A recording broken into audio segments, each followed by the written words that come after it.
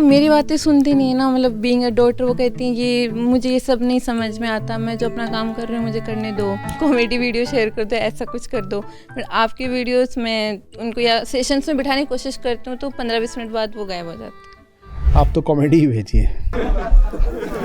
है। जैसे मैंने आज उनसे ऐसे मजाक किया, मैंने कहा मम्मी आप भी चलिए सेशन में चलते हैं, तो मिल आती हूँ आपको शान सर से। तो कहती हैं मुझे सिर्फ भगवान से मिलना है और अपने परिवार से मिलना है और मुझे किसी से नहीं मिलना।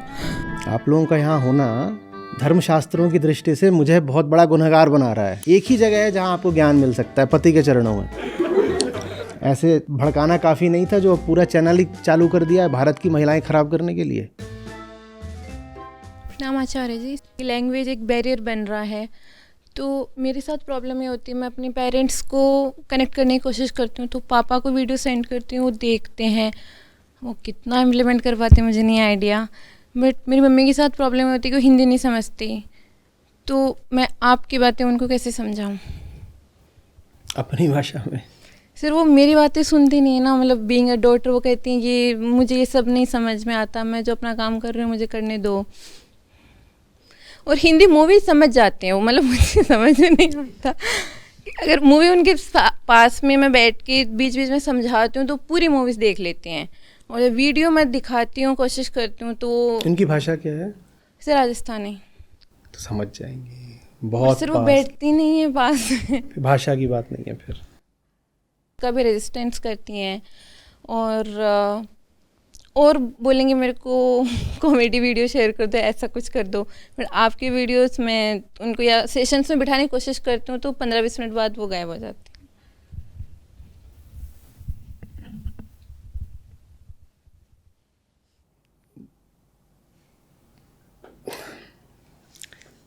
है। वक्त आना होगा तो आएगा, कुछ इसमें इसके आगे कुछ नहीं कर सकते। मेरे अपने ही घर में लोग हैं जो नहीं सुनते, तो मैं क्या बोलूँ। बट आई फील वो किचन में पूरे टाइम ऑक्यूपाइड रहती हैं और हम आई सब to feel that, but what to do. तो इसी दर्द के साथ जीना पड़ता है, कुछ कर नहीं सकते। बोलता रहा हूँ मेरे यहाँ भी जब मैं वहाँ नहीं सफल हुआ, मैं आपको कैसे कोई श्योर शॉर्ट तरीका बता दूँ।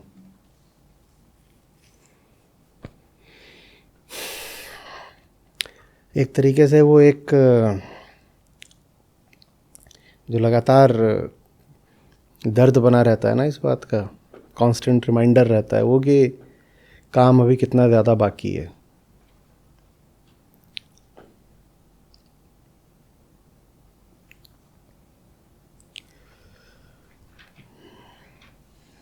उनको जब कोई और भेजना शुरू कर देगा ना वीडियोस, तब थोड़ी संभावना बेहतर होगी।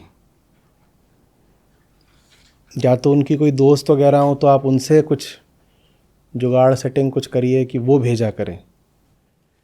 आप भेजेंगी तो आप तो कॉमेडी ही भेजिए। सर जैसे मैंने आज उनसे ऐसे मजाक किया, मैंने कहा मम्मी आप भी चलिए सेशन में चलते हैं, तो मिल आती हूँ आपको शान सर से। तो कहती हैं मुझे सिर्फ भगवान से मिलना है और अपने परिवार से मिलना है और मुझे किसी से नहीं मिलना। तो मैं मैं कुछ भी कोशिश करूँ ना तो उसका उनके पास एक रेडीमेड रिप्लाई होता है। तो मतलब जो आपके नियर वंस है ना वो आपकी बातें बिल्कुल नहीं सुनते, चाहे वो मेरे फ्रेंड्स हों। आप ये भी तो सोचिए ना, वो रिप्लाई उनके पास आया कहाँ से है? वो रिप्लाई उनका अपना नहीं है ना, वो जो पूरा समाज के साथ खिलवाड़ करा गया है ना, श्रुति से दूर करके और किस्से कहानियाँ और व्यर्थ की बातों के पास डाल करके, वहीं से तो सब आया है। ये जितने जवाब हैं ये वहीं से आ रहे हैं। महिला के लिए परिवार ही सब कुछ है, ये कोई ओरिजिनल कॉन्सेप्ट थोड़ी है किसी महिला का। कोई बच्ची पैदा होती है तो वो इस भाव के साथ पैदा थोड़ी होती है कि मुझे तो बस जी अपनी फैमिली देखनी है। ये उसमें डाला गया है ना, ये सब बातें उसी की स्मृति साहित्य की हैं। अब भले ही उन्होंने स्मृतियाँ स्वयं न पढ़ी हों, लेकिन वो हवाओं में है भारत की, तो पहुंच जाता है वहाँ। साफ साफ यही जो आप कह रही हैं वो सारी बातें किसी न किसी श्लोक से आ रही हैं। वो जितने भी तर्क दे रही हैं वो सारे तर्क किसी न किसी श्लोक से आ रहे हैं। कहाँ से? जो स्मृति वाले ग्रंथ हैं उनके श्लोकों से। और जैसे परिवार वाला है वो बिल्कुल है। जो ये वाली बात है कि मुझे इनका ज्ञान नहीं सुनना, आप जानती हैं स्मृतियों में ये कहीं कहीं पर वर्जित भी है कि महिला को ज्ञान नहीं सुनना चाहिए। तो वो वही बात तो बोल रही हैं आपकी माता जी। वह कहती हैं कि महिला अगर जा कर के किसी से, गुरु से ज्ञान सुनती है तो महिला भी नरक में जाएगी और गुरु तो 5 बार नरक में जाएगा। अब बताइए वो कैसे आएंगी मुझे सुनने। उनको ये लग रहा होगा कि ये उनका अपना ओरिजिनल मौलिक विचार है कि मैं तो नहीं जाना चाहती। ये ओरिजिनल नहीं है, ये 10,000 साल तो नहीं, पर लगभग 1,500 साल पुराना विचार है उनका। ये विचार जो है, इसकी जड़ें 1,500 साल पहले के साहित्य में हैं, और वो साहित्य जो है भारत की मिट्टी में घुस गया है। उसने महिलाओं को बोला है कि ये ज्ञान वगैरह तुम्हारे लिए नहीं होता।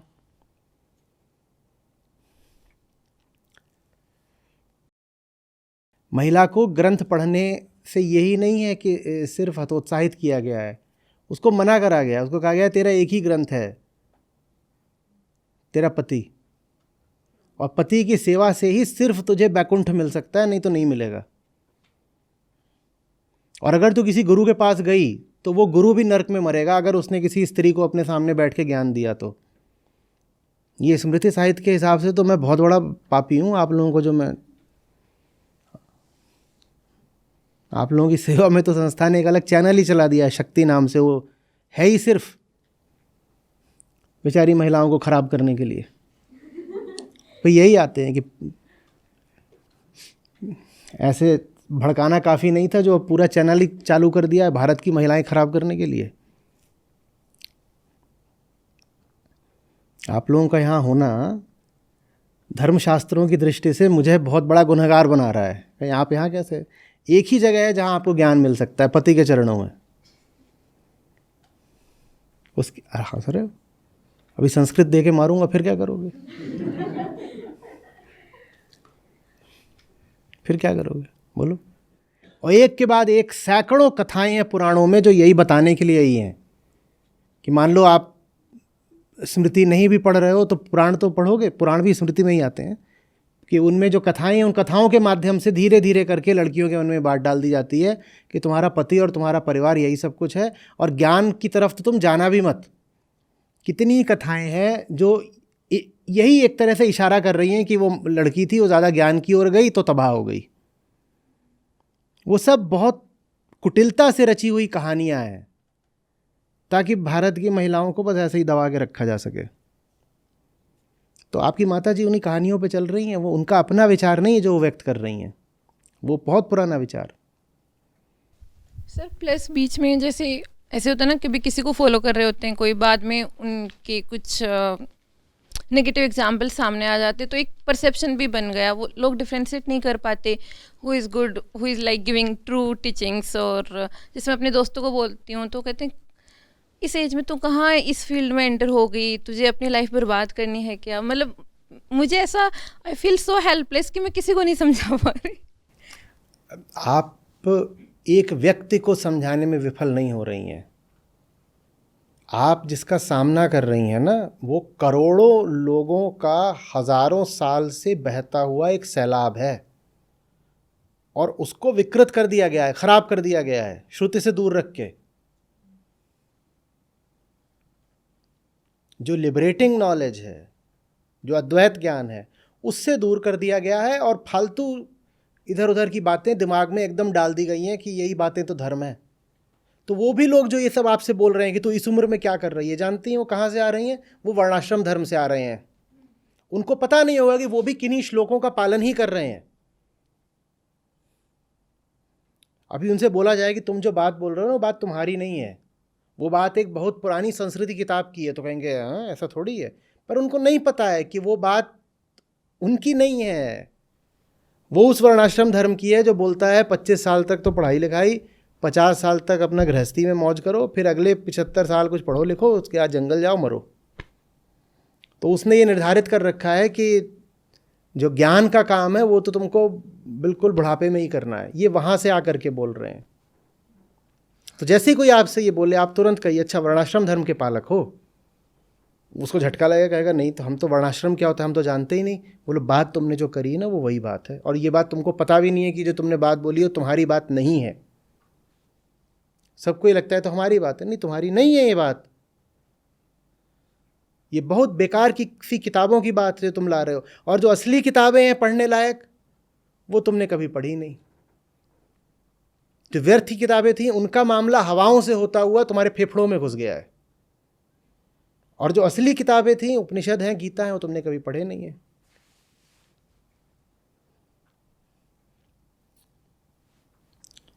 इलाज क्या है? अब इलाज ये है कि आप समझें कि आप जब किसी को समझाने जाते हो तो एक बहुत बड़ी लड़ाई होती है। आपके सामने एक व्यक्ति नहीं खड़ा है, वो हजारों सालों की कंडीशनिंग का एक पुतला है। Not easy to fight.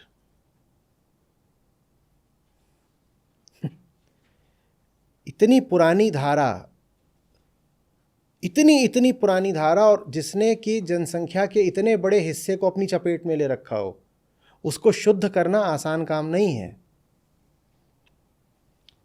जो बात आपकी माताजी बोल रही है वो बात आपकी माताजी की नहीं, वो बात तो करोड़ों अन्य महिलाओं की भी तो है।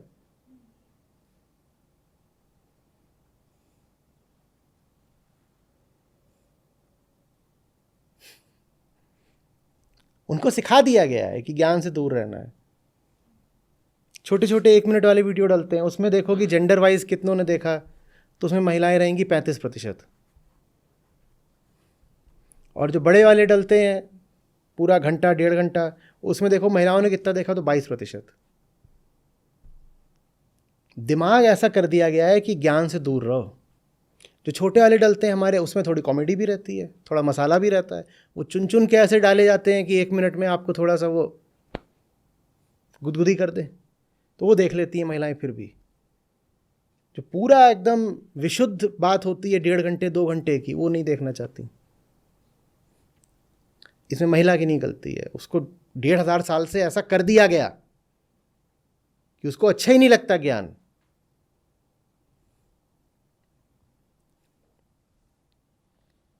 परिवार अच्छा लगता है क्योंकि यही तो उसको बोला गया है।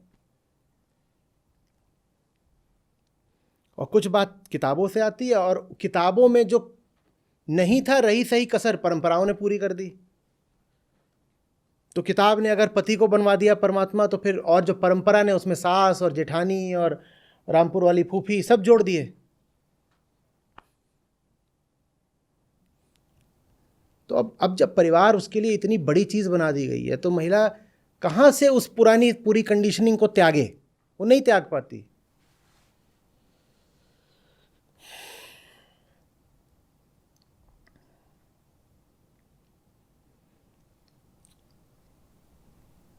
महिला, विशेषकर भारतीय महिला, बहुत कमज़ोर कर दी गई है, बहुत बहुत ज़्यादा।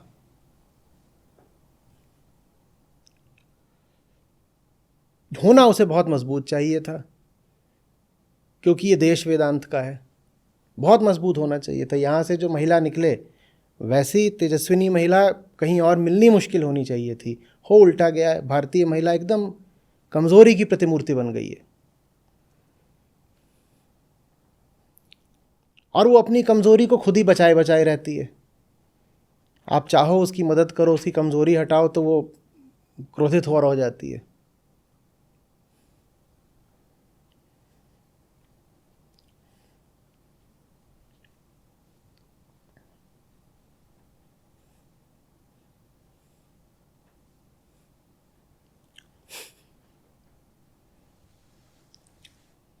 कई बार तो यहाँ तक बोलेंगी काम में कि मुझ पर और पुरुषों पर काम के अलग अलग पैमाने होने चाहिए। मैं महिला हूँ ना, मैं कम करूँगी, मैं महिला हूँ। ये बात भी क्या है? ये आपकी अपनी नहीं है, ये बात भी आपके दिमाग में डाल दी गई है। कोई बोझा उठाने का काम तो है नहीं कि आप कम करोगे। जो काम है वो तो बौद्धिक है, वो आप कम क्यों करोगे? पर ये बात डाल दी गई है कि मेरा जो कार्यक्षेत्र है वो तो रसोई है, तो ये जो बाहर का काम है ये तो मुझे कम ही करना है ना। तो फिर बाकी कुछ भी करते रहे, मैं तो कुछ कम करूँगी। क्यों भाई? बाकी 35 करें, मैं 25 करूँगी। क्यों? मैं तो स्त्री हूँ ना, मैं कम करती हूँ। क्यों देवी जी? मेहनत करने का सारा ठेका किसके ऊपर है? पुरुषों के ऊपर है।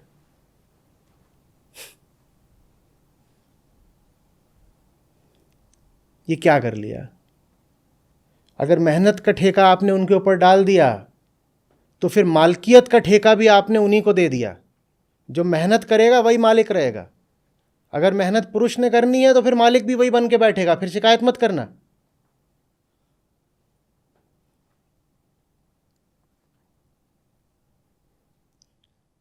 ये तो न्याय की बात है ना, जिसकी मेहनत वही मालिक। आप मेहनत नहीं कर सकते तो फिर गुलाम बन के बैठो। और ये भी हमें सिखा दिया गया है स्त्री होने के नाते कि ये गुलामी गुलामी थोड़ी कहलाती है, ये तो प्रेम है। ये तो प्रेम है।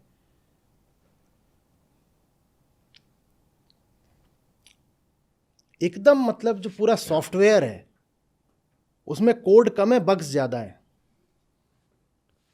पूरा एकदम डिलीट करना पड़ेगा। यही संस्था का काम है। फैक्ट्री सेटिंग रिस्टोर करो पहले तो, फिर उसमें नया कोड डालो। पुराना कोड इतना बग्ड है, इतना बग्ड है कि कहां से उसमें से बग हटाएं, कहां से साफ करें, कुछ पता ही नहीं चलता। हाँ, शुरुआत करने की एक जगह जो है वहां से हमने शुरुआत कर दी, श्रीमद् भगवद गीता। और बड़ा अच्छा लगता है। कितने % है उसमें लेडीज?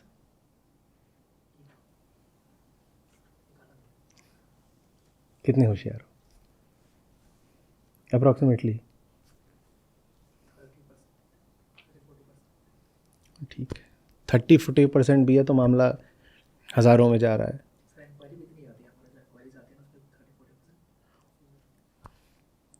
गीता पहुंचने लग जाए महिलाओं तक, बहुत अच्छी शुरुआत हो गई है। फिर गीता के बाद अष्टावक्र संहिता, फिर संतों के भजन, और अब उसके बाद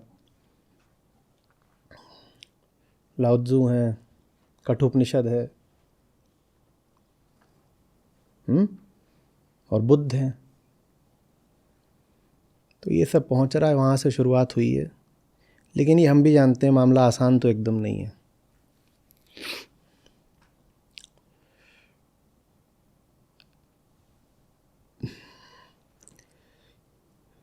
किसी का हार्डवेयर ख़राब हो उसको ठीक करना फिर भी थोड़ा कठिन है, पर किसी का सॉफ्टवेयर ख़राब हो वो ठीक करना बड़ी मेहनत का काम होता है।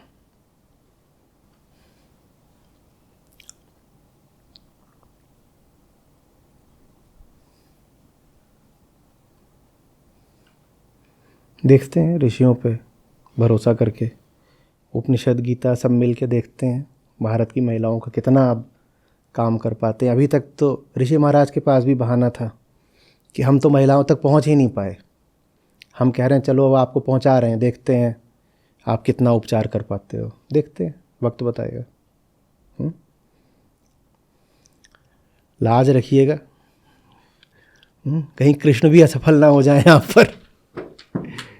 तो अपने लिए न सही तो हाँ, ऋषियों के लिए और श्री कृष्ण के लिए थोड़ा दम दिखाइए, जान दिखाइए।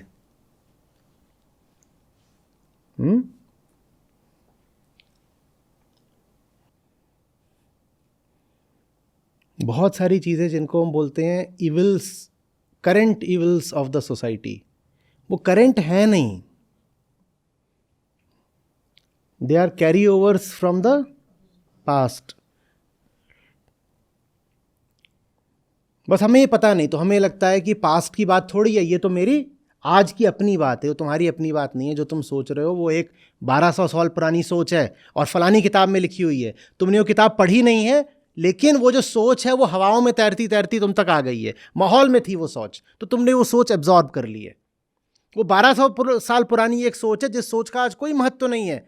तुम उस सोच पर चल रहे हो, कहते अपने आप को मॉडर्न हो, और चल रहे हो 1200 साल पुरानी सोच पर। अब अगर तुम्हें पुरानी ही चीज पर चलना है तो पुरानी उन चीजों पर जाओ ना जिनका आज भी मूल्य है, जो सचमुच सनातन है। कठोपनिषद पूछ दें तो तुमको पता नहीं, हाँ पुराना तुम कोई स्मृति उठा के किसी चीज़ को उठा के तुम उसका पालन कर रहे हो, तो उससे थोड़ी होगा।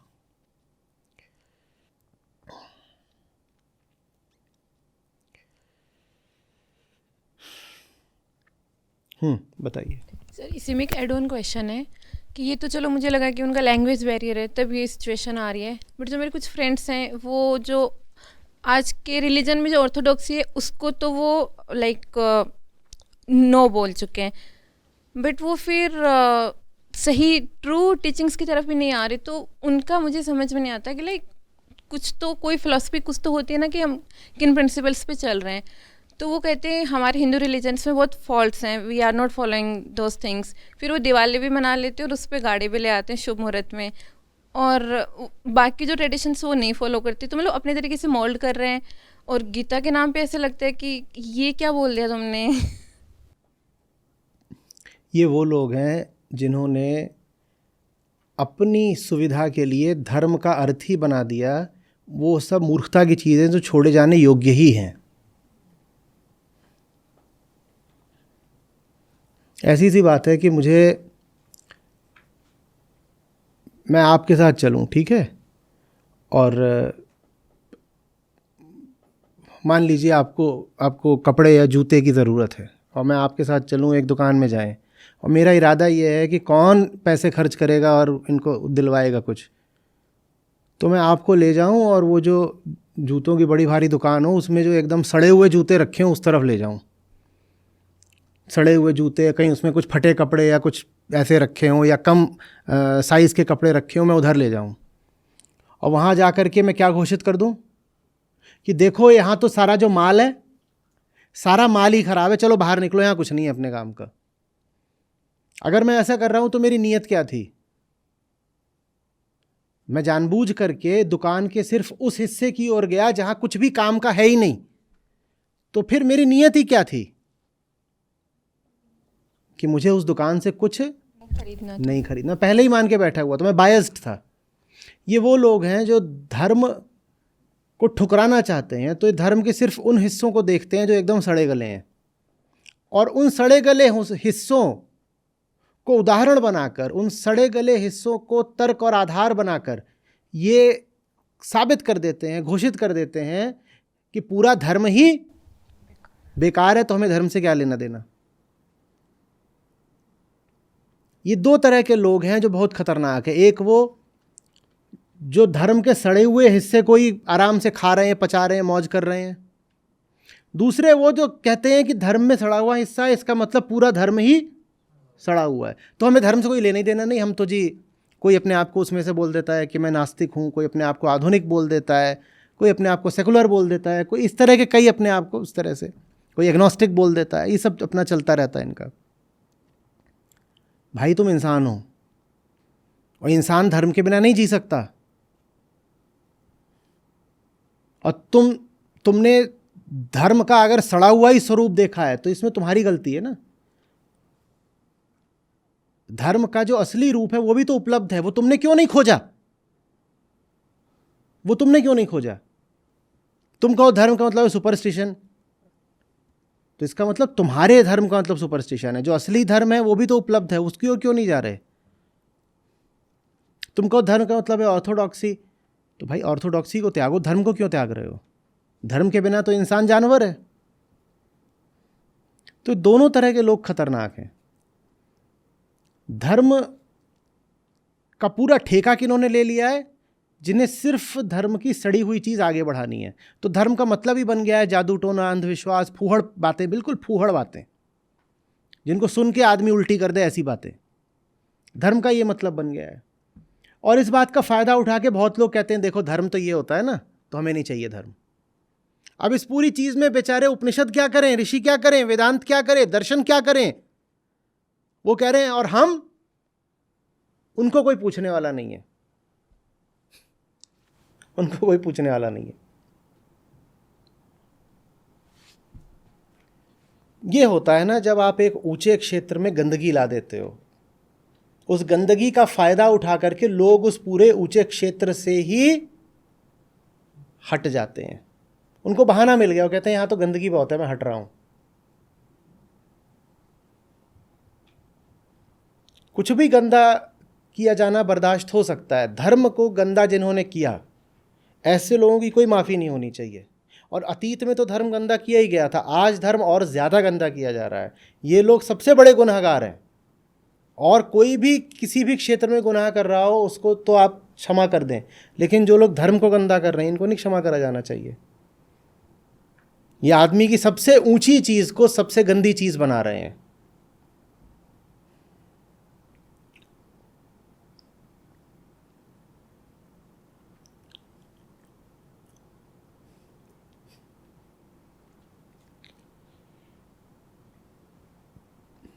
आप किसी आदमी के पास जाइए जिसका धर्म से कोई संबंध नहीं, आप उससे बोलिए धार्मिक होना अच्छा है, तो वो एक वीडियो लगा देगा जिसमें कहीं पर भूत उतारने के लिए औरतें बाल खोल के कर रही हैं, राजस्थान में भी होता है खूब कर रही हैं, तो कहेगा ऐसे बन जाएं क्या?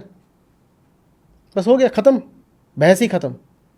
आप उस व्यक्ति के पास गए, वो कहता है कि मुझे धर्म से कोई लेना देना नहीं, आप उससे कहिए धर्म तो ऊंची बात है, तो वीडियो लगा देगा जिसमें ये सब चल रहा है और तुरंत आपसे कहेगा धर्म अच्छी बात है तो मैं ऐसा बन जाऊं क्या, यही तो धर्म है। अब उसको ये समझाना कि भाई ये धर्म नहीं है, ये तो विक्षिप्तता और बदतमीज़ी है धर्म के नाम पर, धर्म तो कुछ और होता है, ये समझाना एक टेढ़ी खीर है। कर रहे हैं प्रयास, देखते हैं। धन्यवाद आचार्य जी। इन्होंने आंकड़ा निकाला है कि 35% महिलाएं हैं हमारे कोर्सेज में, लेकिन ऐप पर प्रतिभागिता में और रिफ्लेक्शन शेयरिंग में महिलाएं बहुमत में हैं, 50% से ज़्यादा हैं, 55% हैं। बच्चा लोग बजाओ ताली।